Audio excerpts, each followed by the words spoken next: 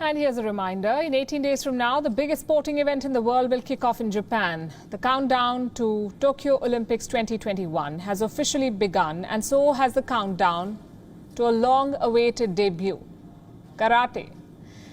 After nearly half a century of attempts to get it added to the Olympics, the Japanese martial art has finally made it. But on a temporary basis, karate has been included as one of the 5 sports added only to the Tokyo program, which basically means it may or may not feature in the next Olympic schedule to be held in Paris 2024.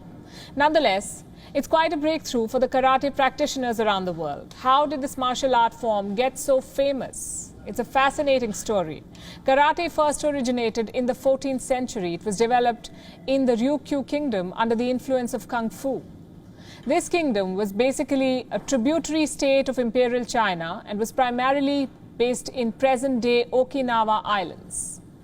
And this was an enclave of subtropical islands located some 400 miles south of Japan.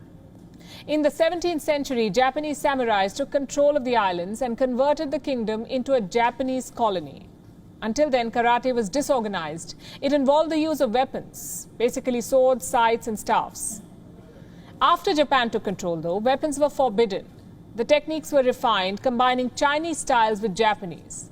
By the 20th century, the sport reached mainland Japan as a method of combat.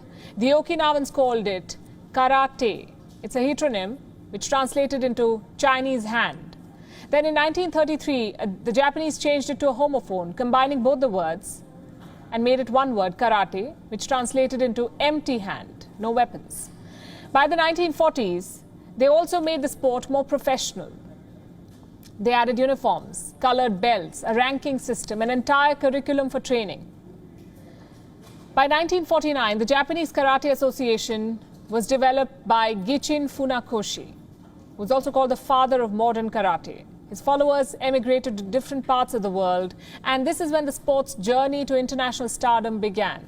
An estimated 100 million people on all 5 continents practice karate. In 2019, the martial arts industry made $5 billion in total revenue. Nearly 35% of this revenue came from karate.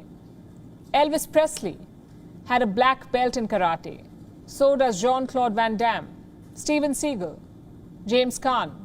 Even Japan's Prime Minister Yoshihide Suga holds a black belt in karate. He was the vice captain of the karate team at a local club during his childhood. So it should come as no surprise that the sport has made it to this year's Olympics being hosted by Japan. But it's not alone. There are other new introductions this year, new disciplines, and new mixed team events.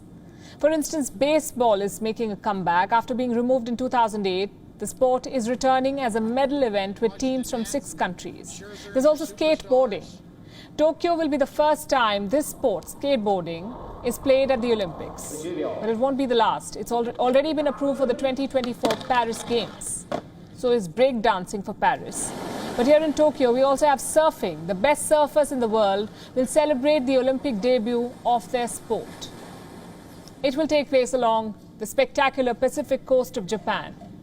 And then we have sport climbing. It's a form of rock climbing on artificial formations where participants have to reach the end point without falling. Well, these were just a few. There are a total of 339 medal events this year, making the Tokyo Olympics bigger than most in the past. India is sending a total of 115 athletes. They're expected to return with at least 17 medals. We wish them all the best of luck. WION is now available in your country. Download the app now and get all the news on the move.